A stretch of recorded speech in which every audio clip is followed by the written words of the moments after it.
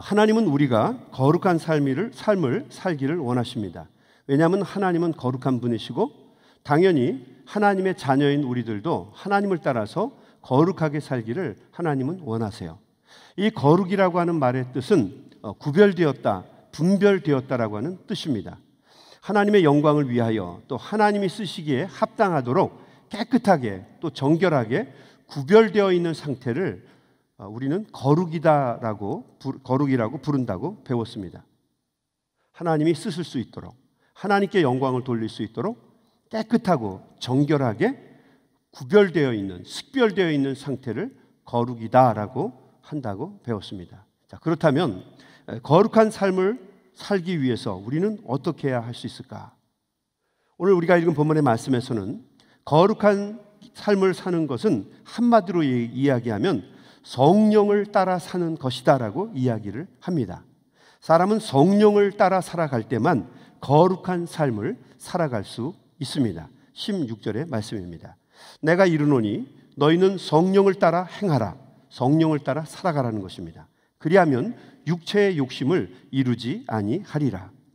성령을 따라 살아갈 때만 사람은 육신의 욕심에 사로잡히지 않고 거룩한 삶을 살 수 있다는 말씀입니다. 자, 그렇다면 거룩한 삶을 살기 위해서는 성령을 따라 살아야 한다고 이야기하는데 성령을 따라 산다라고 하는 이 말은 무엇인가? 첫 번째로 성령을 따라 산다라고 하는 이 말은 성령의 세례로부터 시작하는 것을 의미합니다. 사람이 거룩한 삶을 살기 위해서는 반드시 성령과 연결이 되어야만 합니다. 성령님의 도우심이 있어야만 합니다. 안타깝지만 우리 인간에게는 우리의 힘과 능력만으로는 거룩하게 살 수 있는 능력이 원초적으로 없습니다. 사람은 저적금 고유한 개성과 성품을 가지고 있어요. 이것을 가지고 하나님을 기쁘시게 할 수 있는 방법은 전무합니다. 우리가 아무리 결심을 한다고 해서 우리가 아무리 내가 가지고 있는 열정을 가지고 다짐을 하고 애를 쓰고 노력을 한다고 해도 우리는 결코 거룩한 삶을 살아서 하나님을 기쁘시게 할 만한 사람들이 못 된다라고 하는 것입니다. 우리가 하나님을 기쁘시게 하는 거룩한 삶을 살기 위해서는 반드시 성령님의 도우심이 있어야만 합니다. 그때만 우리는 거룩한 삶을 살아낼 수 있습니다. 성령의 도우심, 이것은 일반적으로 세례를 통해서 우리에게 시작이 됩니다. 우리는 세례를 통해서 성령의 인도하심을 시작하게 됩니다. 고린도전서 12장 13절은 우리에게 이렇게 이야기해 줍니다. 우리가 유대인이나 헬라인이나 종이나 자유인이나 다 한 성령으로 세례를 받아 한 몸이 되었고 또 다 한 성령을 마시게 하셨느니라. 모든 성도들이 다 한 성령으로 세례를 받아서 거룩한 삶을 시작하게 되었다는 이야기입니다. 성령이 우리를 붙잡아 주시고 동행해 주실 때만 우리는 거룩한 삶을 살아가게 된다는 거죠. 이것은 인종이나 성별이나 남녀노소와는 상관이 없습니다. 모두 한 성령을 받아 거룩한 삶을 살아가게 됩니다. 유대인이나 헬라인이나 백인이나 흑인이나 황인종이나 어떤 사람이나 누구나 인종에 상관없이 하나님의 성령을 받아서 거룩한 삶을 똑같이 시작할 수 있다는 것입니다. 종이나 자유인이나 영주권이 있든 영주권이 없든 이 땅에 살아가는 시민권자든 시민권자가 아니든 하나님의 영을 받은 하나님의 자녀들은 사회적인 신분에 상관없이 모두가 똑같이 성령의 인도하심 속에 성령을 시작으로 거룩한 삶을 시작하게 된다는 것입니다. 나이와도 상관이 없습니다. 얼마나 오래 믿었나 늦게 믿었나 상관없어요. 젊은 아이 또 나이가 드신 연장자 어른들 상관이 없습니다. 모두가 성령으로부터 거룩하게 살아가는 것을 시작하게 된다는 거죠. 이것이 성령을 따라 살아가는 삶입니다. 거룩하게 살려는 성도들은 반드시 성령으로 시작해야 합니다. 우리 믿는 사람들은 모두가 다 처음부터 성령의 인도하심을 받은 사람들입니다. 성도들 중에는 내가 하나님의 영으로 성령으로 인도를 받았다라고 하는 것을 느끼지 못하는 사람들이 있을 수 있습니다. 이걸 우리는 어린 신자라고 하죠. 유년의 신자입니다. 그러나 그 사람도 느끼지 못한다고 해도 그분도 하나님의 성령의 인도하심을 받는 사람들이라는 거죠. 오늘 이 아침에 여러분들이 아버지의 전을 찾아 하나님의 전에 나오게 된 원인은 습관을 쫓아온 것도 아니고 마음의 평화를 얻어온 것도 아닙니다. 성령의 인도하심이 먼저 있었다는 거죠. 성령이 여러분들을 이끄시고 하나님의 전으로 끌고 모시고 왔기 때문에 여러분이 오늘 하나님의 성전에서 예배를 드리게 되었다는 것입니다. 모를 수 있어요. 마치 어린아이가 어렸을 때는 똥오줌을 싸도 느끼지 못하는 것과 똑같아요. 기저귀에다가 똥오줌을 싸고 모르니까 뭉개는 거 아니겠습니까? 그러니까 그 엄마가 기저귀를 깨끗하게 갈아주고 깨끗하게 클리닝을 해주는 거죠. 그렇지만 이 아이가 자라나면서부터 자기 스스로가 정리를 하게 되죠. 우리 신앙인도 마찬가지입니다. 내가 성령으로 시작했는지 안 했는지 아무도 몰라요. 모르는 사람들이 많아요. 그러나 그 모르는 사람이라 할지라도 때가 되면 어린아이가 장성하는 것처럼 우리의 믿음의 분량도 자라고 신앙이 자라나게 되면 우리 스스로가 알게 된다는 거죠. 아하, 내가 성령의 사람이구나.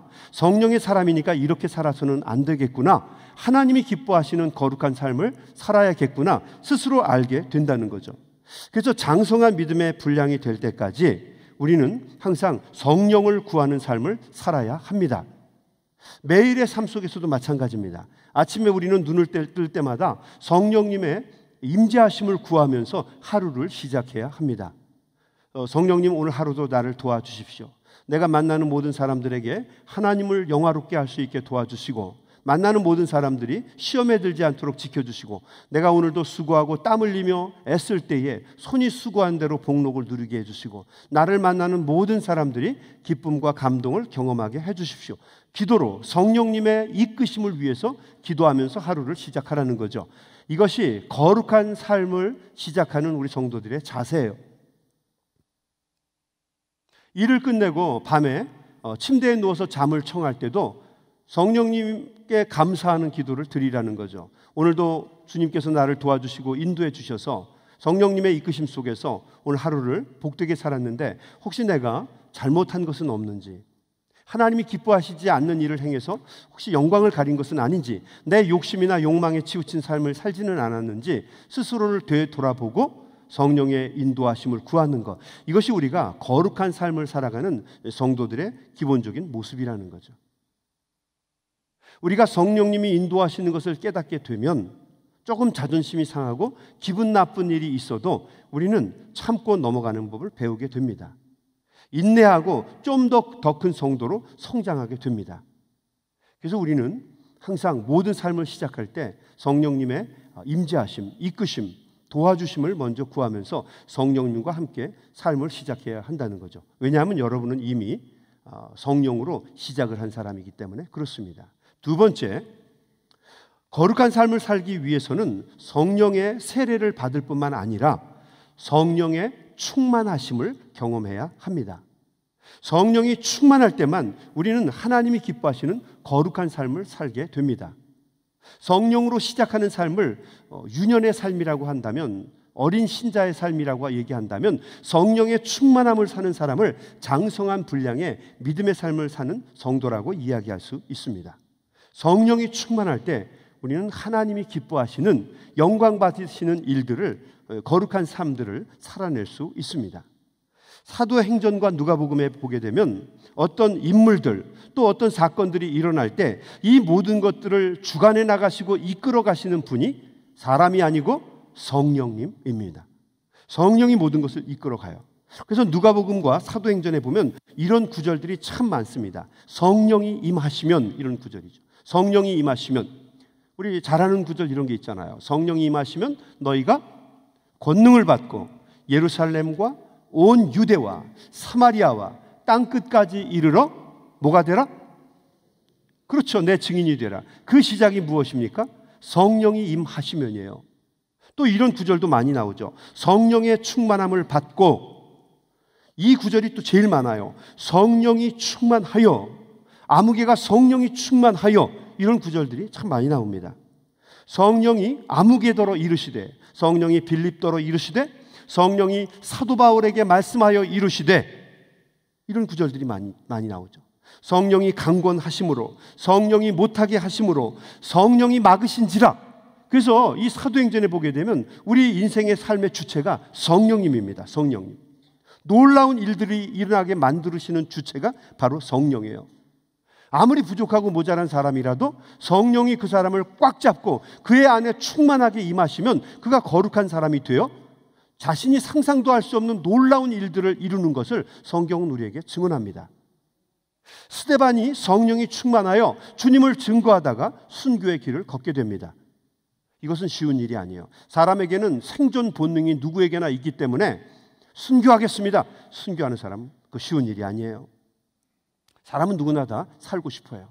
목사님, 저는 살 만큼 살았습니다. 제 나이가 이렇게 많은데 저는 오늘 밤이라도 우리 주님께서 저를 데려가셨으면 좋겠어요. 또 이 얘기를 듣고 젊은 목사나 우리 성도님들이 아유, 그럼 그러셔요. 제가 기도해 드릴게요. 왼수됩니다. 왼수. 절천지 왼수가 돼요. 그냥 그렇게 해보는 거예요. 그냥 말을 그렇게 하는 거예요. 그거 그냥 신경 쓰지 마셔야 돼요.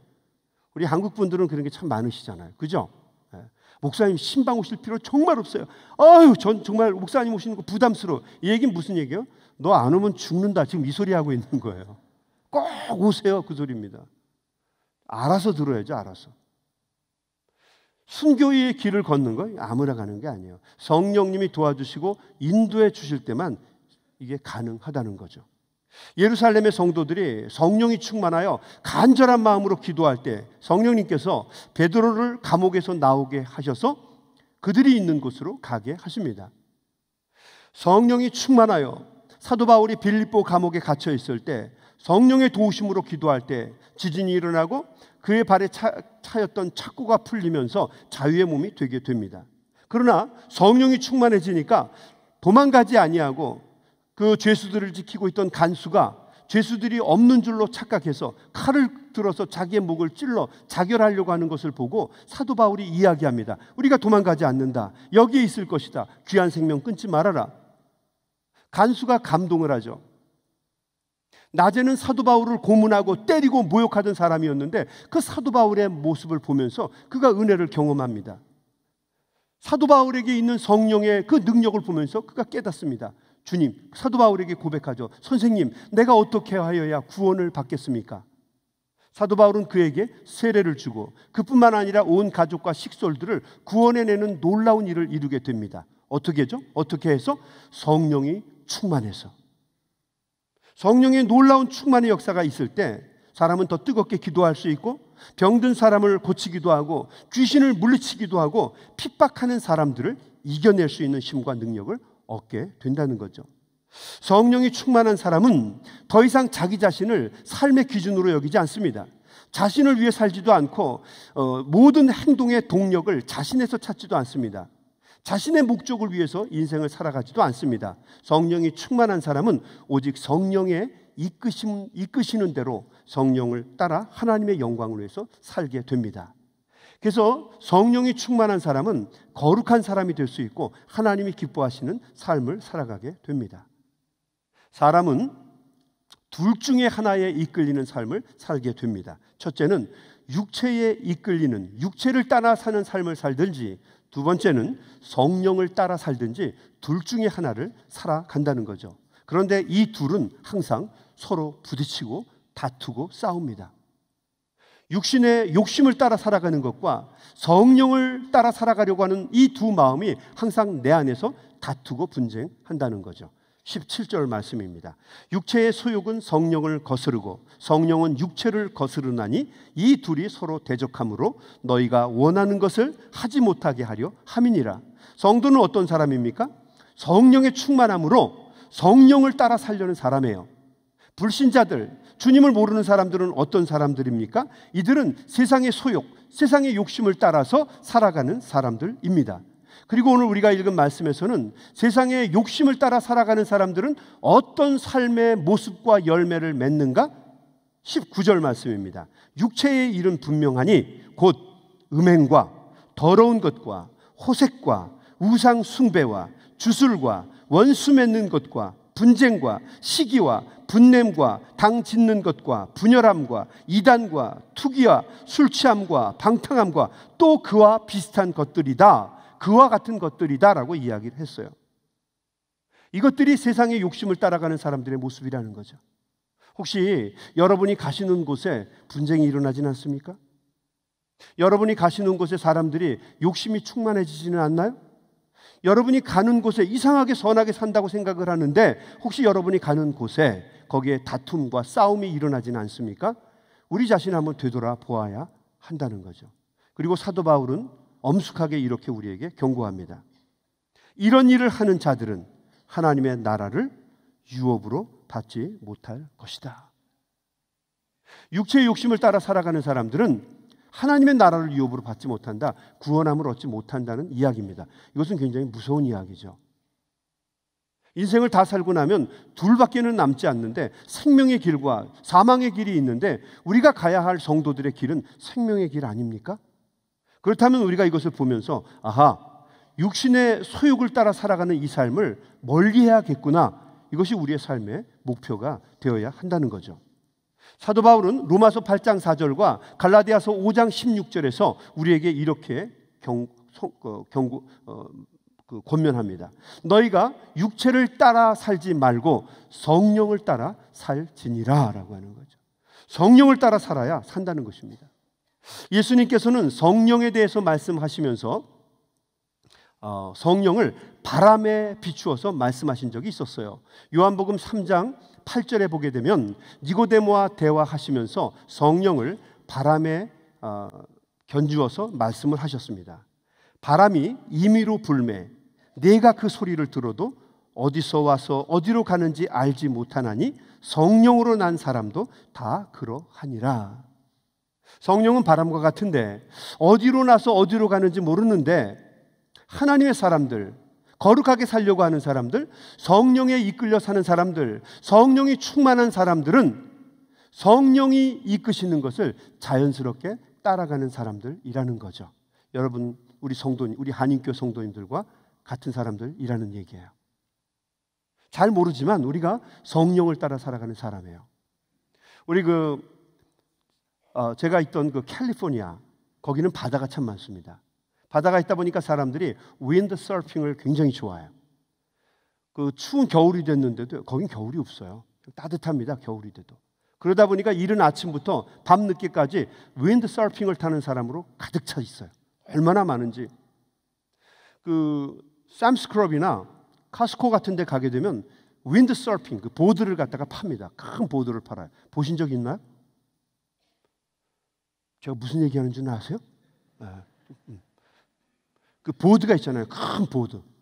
크게 생긴, 둥그렇게 생긴 보드가 있는데 굉장히 큽니다. 저보다 한 키가 한 3배라고 그러면 자존심 상할 것 같고 한 2배 반 정도 커요. 큰 보드를 팝니다. 값도 뭐 비싸지 않아요. 많은 사람들이 그거 사가지고 나가서 바다에서 그 윈드 서핑을 탑니다. 멋지게 생긴 남성이 아주 잘 빠졌어요. 그냥 윈드 서핑을 타고 바다 위를 파도를 헤치면서 쫙 타고 멀리서 옵니다. 너무 멋있어요. So beautiful. 너무너무 멋있어요. 야, 멋있다. 저도 한번 해보려고 했으나 저는 쇠망치라 물속에 들어가면 못 나와요. 누가 건져주지 않으면 나오지 않아요. 그래서 저는 멀리서 보기만 했어요. 윈드 서핑을 타는 사람들이 있는데 두 종류입니다. 어떤 사람은 자신의 힘을 다 빼고 그냥 편안하게 바람 가는 대로 윈드 서핑 위에 올라타서 그 윈드 서핑 그 보드 위에 올라타서 그냥 바람 가는 대로 자신의 몸을 맡기고 따라가는 사람이 있어요. 성령에 이끌리는 삶의 모습이 이런 거라는 거죠. 성령에 이끌린다는 게 저거구나. 하나님의 영, 하나님의 능력이 이끄시는 대로 고집부리지 않고 따라가는 모습이 저런 모습일 거다. 물속에 빠지지 않고 싹 빠져나갑니다. 또 어떤 사람들은요, 우리 못하는 사람들이 뭐 하라고 그러면 장비 먼저 사잖아요. 아주 비싼 보드를 사고 장비는 다 갖춰 입었습니다. 그리고 쫙 폼 잡으면서 나가요. 야, 저 사람은 얼마나 잘 탈까? 물에 빠지느라고 정신이 없어요. 보드 위에 올라타지를 못해요. 간신히 올라타면 달달달달 떨면서 막 땅을 발로, 그 바다를 그냥 발로 막 차면서 손으로 저으면서 일어났다가 곧바로 또 빠집니다. 그냥 난리를 부리는 거예요. 육체를 따라 사는 사람들의 모습이 바로 이 사람 같다는 거죠. 육체의 소욕을 따라 사는 사람들, 음행과 더러운 것과 호색과 우상숭배와 주술과 원수 맺고 당짓고 분쟁하고 시기하고 분내고 이단 생활을 하고 투기하고 방탕하고 그런 죄악된 삶을 사는 사람들의 특징은 자기 힘으로, 자기의 능력으로 인생을 주장하는 사람들이라는 거죠. 욕심이 이끄는 삶을 사는 사람들이에요. 자기 힘으로 영광을 만들려고 하고 자기 힘으로 뭔가 업적을 이루려고 한다는 거죠. 우리 신앙의 세계 속에서는요, 자수성가라는 말은 존재하지 않습니다. 이것은 세상 사람들이 하는 말이에요. 우리는 하나님의 은혜로 성령의 이끄심대로 살아가는 존재일 뿐입니다. 인생이라고 하는 그 서핑 보드 위에 올라서 발로 차고 손으로 저으면서 온몸에 힘을 주고 보드 위에서 버텨보지만 이 세상 사람들의 특징은 어떻습니까? 다시 물속에 계속해서 빠지고 만다는 거죠. 그러나 성령님을 따라 사는 사람들, 성령의 충만함으로 사는 사람들은 어떻습니까? 이 사람들은 자기의 힘을 빼고 자기의 생각과 자기의 판단과 자기의 가치관을 내어버리고 성령님을 따라서 성령님을 의지하고 성령님께 모든 것을 내어 맡기면서 그 보드 위에서 성령의 바람을 따라서 흘러가는 사람들이라는 거죠. 성령님이 이끄신 대로 나아가는 사람들이요. 이 사람들의 삶이 거룩하고 하나님께서 이들을 통해서 영광을 받으신다는 거예요. 한 번은 예배가 끝나서 나가 보는데요, 어떤 우리 젊은 엄마가 아기를 이게 포대기에 이렇게 업고 있는 거예요. 근데 아기하고 엄마하고 뭔가 이렇게 좀 커뮤니케이션이 잘 안 됐나 봐요. 애가 뭐가 이렇게 심사가 뒤틀렸는지 속상해가지고 애가 막 웁니다. 엄마 뒤에서. 한 5kg밖에 안 되는 조그만 아이예요. 근데 엄마의 등을 막 때리기도 하고 막 울기도 하고 나중에 속상하니까 애가 그냥 뒤로 제껴버렸어요, 자기를. 그러니까 이 엄마가 이렇게 돼 있어요. 지게 진 것처럼요. 엄마가 이렇게 딱 서 있고 애가 이렇게 니은자로 이렇게 돼 있는 거예요. 그냥 얼마나 힘들겠어요. 애가 뒤집어지니까 엄마도 같이 뒤집어지는 거예요. 같이 흔들립니다. 애가 막 난리를 치는 거예요. 주변에 있던 우리 어른들이 가서 에이 아기야 왜 그래? 그러면서 막 쓰다듬어주고 그래요. 그래도 애가 막 난리를 칩니다. 잠시 후에 보니까 힘이 다 빠졌어요. 애가 탈진했습니다. 그러니까 엄마 등허리에 다시 이렇게 붙어서 껌딱지처럼 붙어서 조용히 잠을 자고 있습니다. 그래서 여러분 애들 자는 모습은 예쁘잖아요. 잘 때는 천사잖아요. 네, 잘 때는 천사고 깨어 있으면 좀 애들이 좀 달라져요.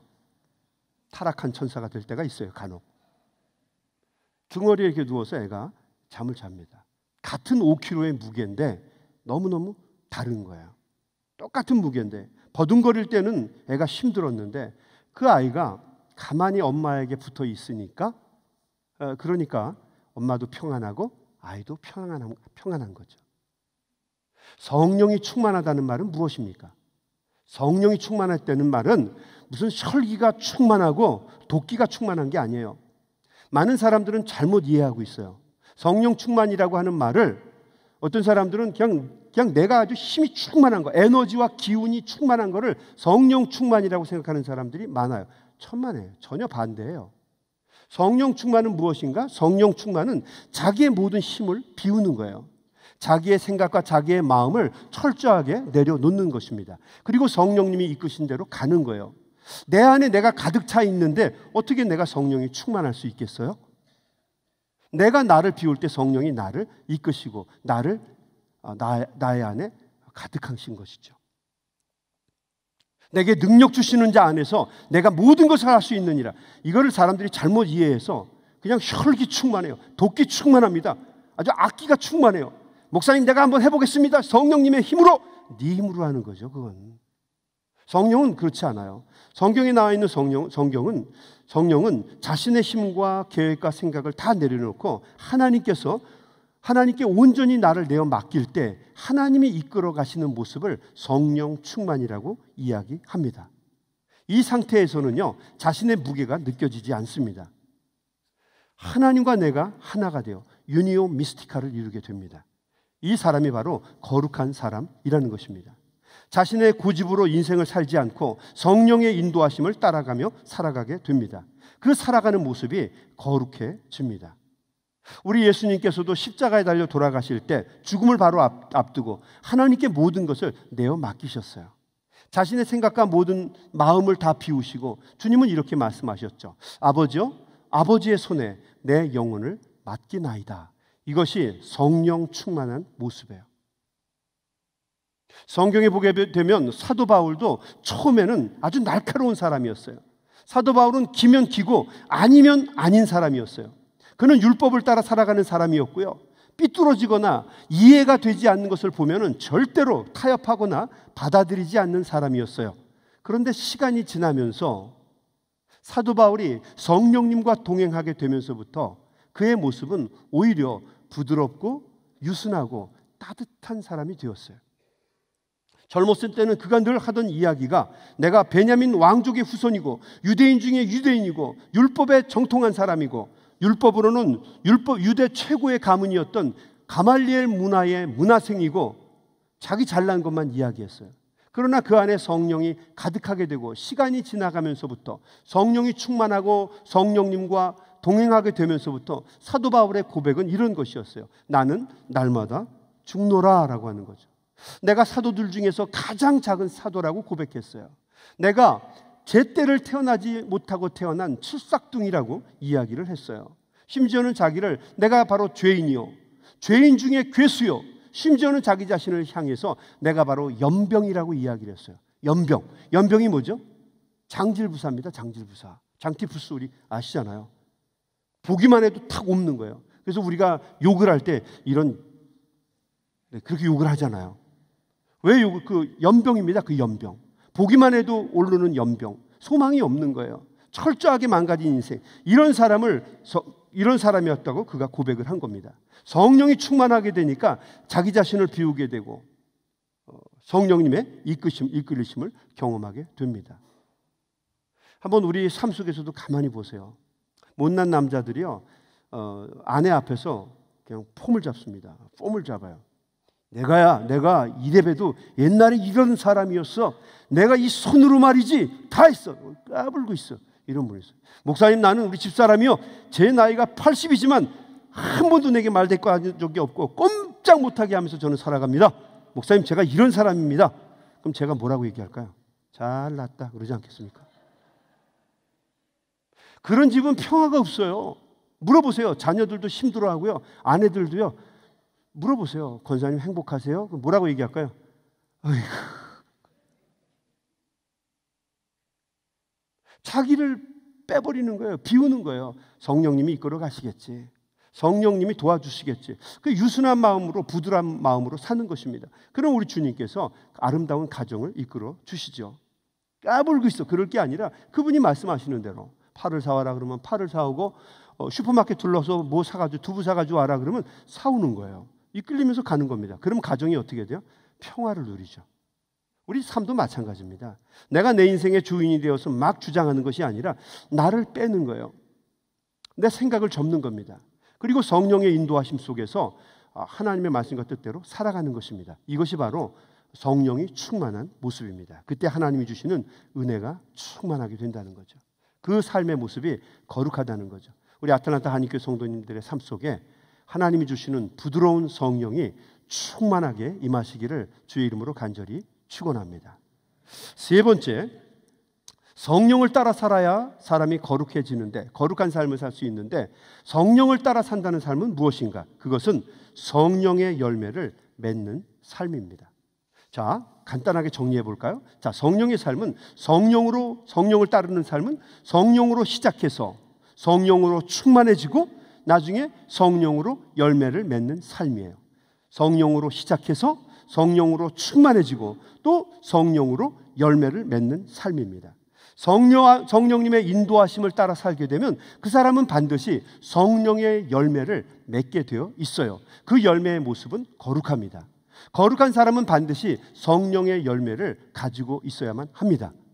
우리 선목선실이라는 말이 있어요. 선한 나무가 선한 열매를 맺는다는 뜻이죠. 나무는 무릇 그 열매를 보고 그 나무가 어떤 나무인지를 알 수가 있습니다. 성도들은 그 열매를 보고, 거룩한 성도들은 그 열매를 보고 그 사람을 알 수가 있어요. 그 사람이 어떤 사람인가? 거룩한 삶을 사는 성도들, 성령의 인도하심을 따라 사는 성도들은 반드시 성령의 열매를 맺어야 한다는 것입니다. 자, 그 열매는 어떤 것들인가? 사도 바울은 이렇게 소개합니다. 22절입니다. 오직 성령의 열매는 사랑과 희락과 화평과 오래 참음과 자비와 양성과 충성과 온유와 절제니 이 같은 것을 금할 법이 없느니라. 모든 법의 완성이라는 거예요. 자, 여기서 이야기하는 성령의 열매가 몇 가지예요? 몇 가지예요? 예, 여러 가지입니다. 여러 가지. 여기 9가지의 성령의 열매 중에서 여러분 한번 읽어보세요. 힘이나 권세를 느낄 수 있는 용어가 있습니까? 없어요. 여기에 불벼락 같은 능력, 강력한 파괴력, 쪼개고 뽀개고 날려버리는 것과 같은 강력한 용어들이 여기 있습니까? 없어요. 이 성령의 열매는 어떤 것입니까? 전부가 다 부드럽고 따뜻한 거예요. 보십시오. 다시 읽어볼까요? 사랑과 희락과 화평과 오래 참음과 자비와 양성과 충성과 온유와 절제. 다 부드럽잖아요. 그러니까 성령을 받은 사람들은 어떻게 해야 돼요? 부드러워야 됩니다. 어떤 분은 이런 분이 있어요. 목사님, 내가 40일 기도를 했더니 얼마나 성령이 충만한지 아싸! 입만 열어도 아다다다다다 방언이 나온다는 거죠.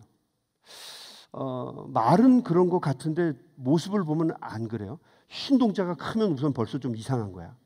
말할 때마다 이 목에 핏대가 막 솟으면은요, 별로 게 좋은 게 아니에요. 콧구멍이 막 벌름벌름하면서 얘기하면 문제가 있는 겁니다. 성령은 그렇지 않아요. 성령은 부드럽고 온화한 것입니다. 힘과 능력과 관련된 게 아니에요. 성령은 성령의 인도하심을 따라 사는 사람은 그래서 거룩해요. 온화합니다. 예수님의 성품을 닮은 삶이 되죠.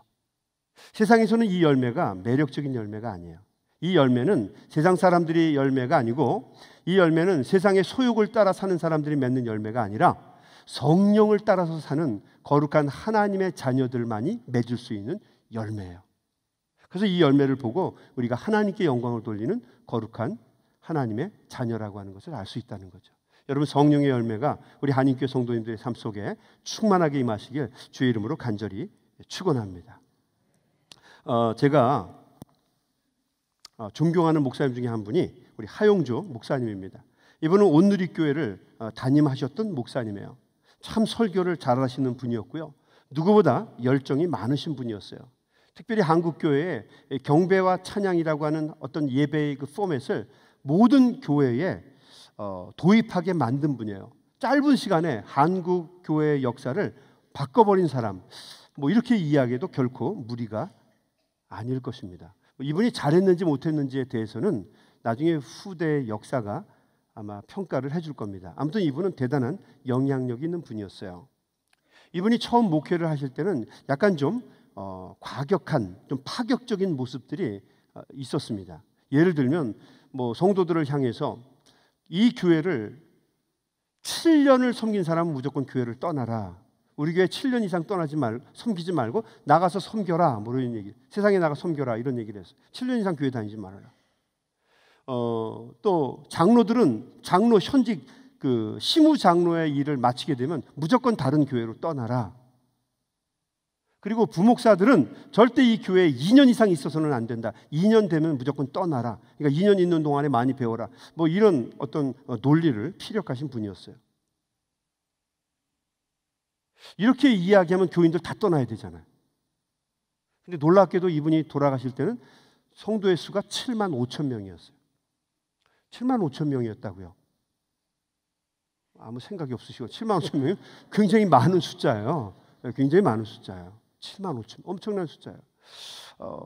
초대형 교회가 됐죠. 외부에서 이분에 대해서 어떻게 평가하는지 몰라도 제가 젊은 목회자의 눈에서는 이 하용조 목사를 저는 어떻게 보았냐면 이분은 굉장히 야심가다, 욕심이 많은 분이다라고 하는 생각을 가졌어요. 네, 그분은 정말 제가 봐도 욕심이 많은 분이었어요. 욕심이 없는 사람이 이렇게 하겠습니까? 그리고 생각해 보십시오. 성도들 보러 나가라고 해서 성도들이 바보입니까? 나갑니까? 건질 게 없고 형편없으면 있으라고 해도 나가죠. 그렇죠? 그러나 건질 게 있고 여기가 그냥 짭짤하면 나가라고 해도 다 있죠? 커봐. 이렇게 여러분들 똑똑하신데. 그러니까 이분은 굉장히 머리가 좋은 분이에요. 제가 볼 때는. 상당히 이분은 굉장히 어떤 트리키하신 분이다라는 생각을 했어요. 제가 이 하용주 목사님을 좋아하게 되고 이분의 인품에 대해서 감동하게 된 건 젊었을 때 모습이 아니에요. 교회를 크게 하고 설교를 잘하고 능력이 있어서 이분을 존경하게 된 게 아니라 오히려 이분이 나이가 많아지셔서 정말 사역하는 게 힘들고 어려운 지경이 되었을 때 그 어려운 몸을 이끌고 강단에 올라가서 하나님의 말씀을 전하고 사역하는 모습을 보면서 저는 큰 은혜를 받았어요. 간암 수술을 7번을 했어요. 병이란 병을 다 가지고 있었어요. 고혈압, 당뇨, 고지혈증, 뇌출혈. 그래서 쓰러지는 것을 밥 먹듯 하셨고요. 그래서 본인 스스로도 약에 취하고 너무 힘들어서 이제는 내가 하나님 나라에 가겠다. 60 조금 넘겼을 때 이미 이분은 90 먹은 사람처럼 늙어버렸어요. 마지막 하나님 나라의 불리우심을 받기 전에 강단에서 설교하실 때의 모습을 보면 완전히 정말 저렇게 나이가 드셨는데도 설교를 하시나 싶을 정도로 발음도 이렇게 어눌하고 예전의 모습은 찾아볼 수가 없는데 그 망가진 모습을 갖고 끝까지 열정을 다하는 모습을 보면서 은혜를 받았어요. 나는 저렇게 할 수 있을까? 쉽지 않을 거라는 생각을 하게 되었다는 거죠. 참 대단하신 분이다라고 하는 거죠.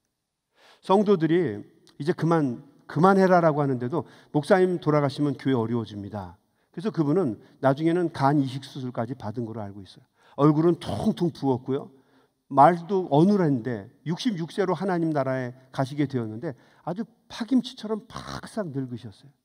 끝까지 사명을 감당하는 모습을 보면서 저분은 욕심 때문에 저 자리에 서는 사람이 아니라 정말 사명을 위해서 서는구나라고 하는 것을 느낀 적이 있었어요. 한 목사님이 돌아가시기 몇 해 전에 달라스에 와서 설교를 하신 적이 있었어요. 그래서 젊은 목회자들에게도 이런 말씀을 하셨던 것이 기억이 나요. 그 말씀이 제 마음속에 남습니다. 이런 간증을 하셨어요. 여러분 한번 잘 들어보시기 바랍니다. 질병은 나의 스승입니다. 병에 걸리고 난 후 목양적 야망을 가져봐야 아무런 소용이 없다는 사실을 깨달았습니다. 누구보다도 잘나야 하는 이유, 앞장서야 할 이유가 없어졌습니다.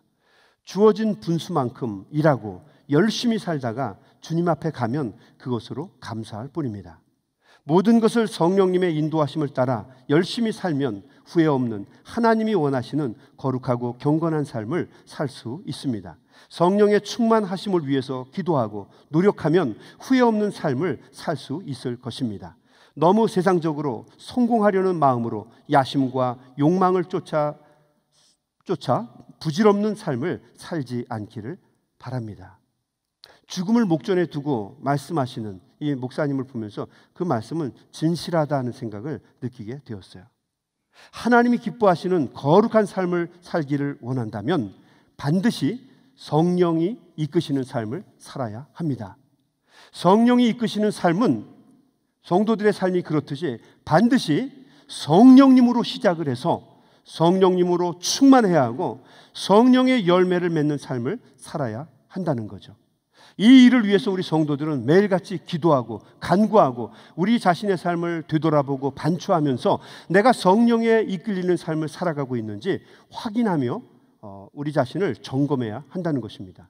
특별히 2019년도에는 거룩한 삶이라고 하는 주제를 놓고 우리가 이 새해를 시작하게 되었습니다. 내 삶이 과연 성령에 이끌리는 삶을 살아서 하나님을 기쁘시게 하는 삶인지 우리 자신을 한번 되돌아보고 하나님의 말씀과 뜻 안에 바로 설 수 있는 저와 여러분 될 수 있게 되기를 주님의 이름으로 간절히 축원합니다. 주의 이름으로 축원합니다.